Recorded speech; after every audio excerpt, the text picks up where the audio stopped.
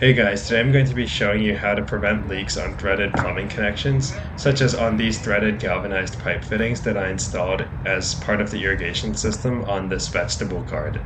So here's everything you'll need to make solid leak-proof threaded pipe connections. You're going to need a high-quality thread sealant.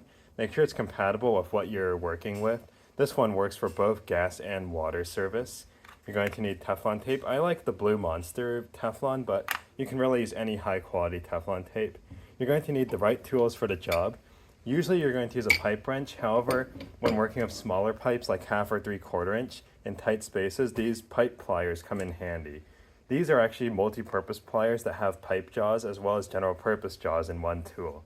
So now let's get started with the actual technique. For demonstration purposes, I'm using 1.5 inch galvanized pipe. This is quite a bit bigger than what you'll usually find in most houses for water.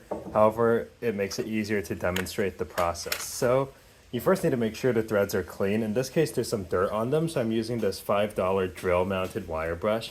It works with any corded or cordless drill, and you just go like that, and it cleans up the threads. This drill-mounted wire brush really works so well. It takes off the rust and dirt so much faster than a handheld brush. Next, you're going to want to use Teflon tape.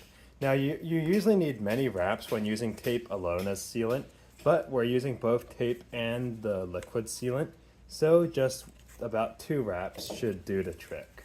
If you're using low-density white tape, you're going to need more wraps. Next, you just take your thread sealant and brush on a fine coat. You don't want to use too much, but too little is not good either. Just make sure you have an even layer on the threads. This is weld-on white thread sealant.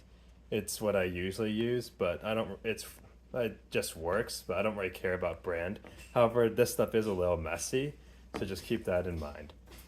Next, you're going to take your fitting and screw it on. But before you do that, check your fitting. Make sure that the threads are in good condition. And also, a lot of home improvement stores that cater to the DIY market sell low quality fittings. So if your fitting looks very thin or the threads are not in good shape, just return it and get a better quality one from elsewhere. Now you just screw it on as usual. And then using your wrench, give it about 1.5 to 2.5 turns past hand tight.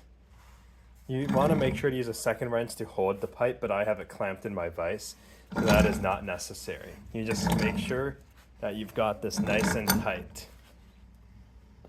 And there we have it. Using this tape and dope technique, I've never had any leaks on metal pipe, so I hope you guys found this video useful, and see you all next time.